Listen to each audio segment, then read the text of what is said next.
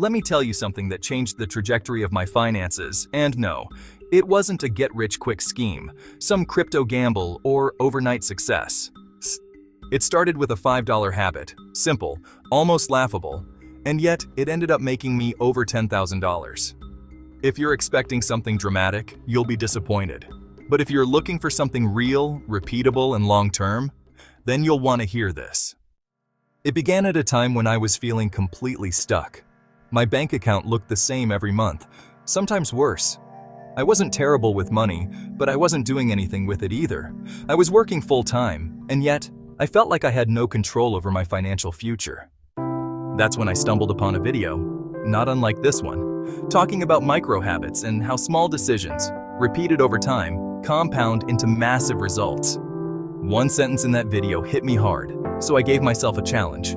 Find one small, sustainable habit that costs less than $5 and repeat it religiously for 1 year. That's it. Not build a side hustle, not invest in a new course, just one small habit. I settled on journaling. Specifically, a daily financial journal. Now, before you roll your eyes and click away, hear me out. Every morning, I spent 5 minutes and roughly $5 a month on a simple notebook and pen. I wrote down 3 things: what I spent the previous day, what I was grateful for financially, and one tiny thing I could do better today. That was it. No spreadsheets, no budgeting apps, just me, a notebook, and brutal honesty. At first, it felt pointless, but something strange started to happen after about 2 weeks. I began noticing patterns.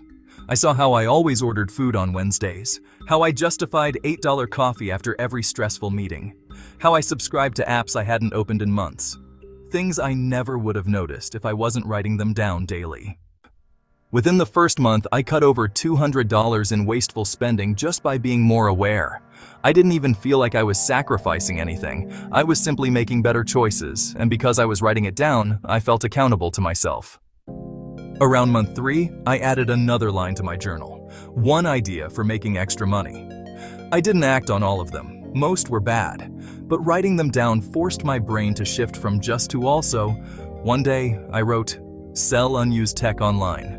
That weekend, I pulled out an old tablet, a spare keyboard, and a camera lens I hadn't used in years.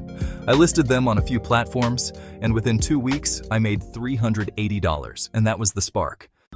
See, the $5 habit wasn't just journaling. It was building a tiny system that opened my eyes to opportunities I was blind to. That one journal entry led me to flipping other tech I found at garage sales and thrift stores. I used the profits to buy items in better condition, flipped those, and slowly built a side income stream.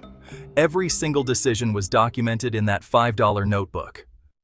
6 months in, I started tracking how much time I spent watching Netflix. That's when it hit me. I was wasting 12 to 15 hours a week watching stuff I didn't even remember the next day.